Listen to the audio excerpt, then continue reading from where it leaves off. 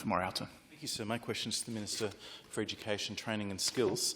How many places will the government reserve in its 5 technical colleges for school-based apprenticeships in our defence industries?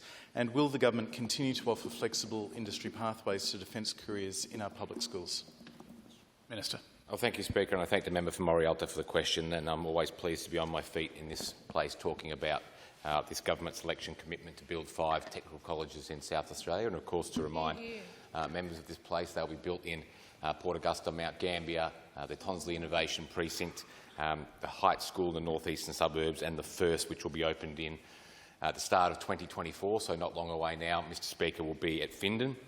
And so far we have announced the streams or the specialisations for just one of those technical colleges, and that is Findon, of course, because it will be the first to come online in 2024. They will all be online and operational by the start of the 2026 school year. But in terms of the Findon one and its application and relevance to the issue of this enormous opportunity that South Australia has, Mr Speaker, with AUKUS, I'm pleased to inform the House that one of the 3 streams we're offering there is advanced manufacturing, and that will include pathways in areas like engineering, and then underneath some of those broader pathways, specifics around things like metal fabrication and welding. So it'll be coming right down to some of those individual precise kind of skills that the state is going to need if we are to deliver on this incredible opportunity. The member for Morialta, of course, asks about a specific number of apprenticeships. I don't have a figure for him on that, but I can proudly tell the House that one of the most innovative things that we have done, not just in revisiting, I guess, the whole notion of technical colleges, which were something that was a mainstay of the education system nationally for decades and then disappeared.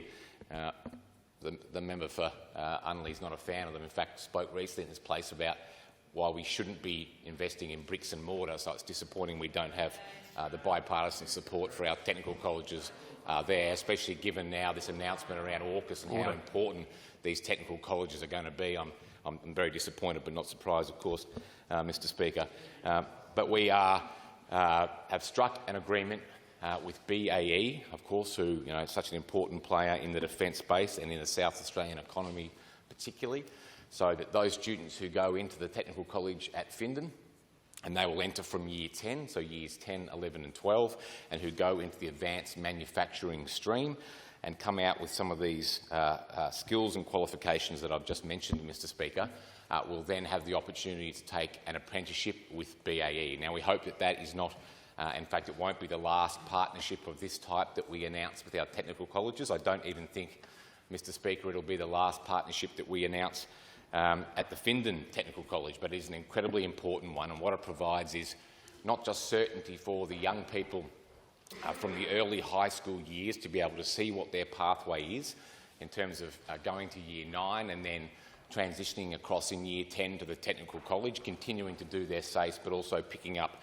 qualifications in one of these streams, and then knowing that at the end of it they will have an apprenticeship with one of these big employers in an area of such importance to our economy like BAE. So it provides the security and certainty to the young people and their families, but it also provides that much-needed security and certainty to those players like BAE who are going to have such a huge part in this commitment, because what we know is the skills part of this equation is perhaps the most complex part, and how we deliver that. So we need to be making sure that we have a continuous pipeline of the skilled people to take those positions. Member for Narang.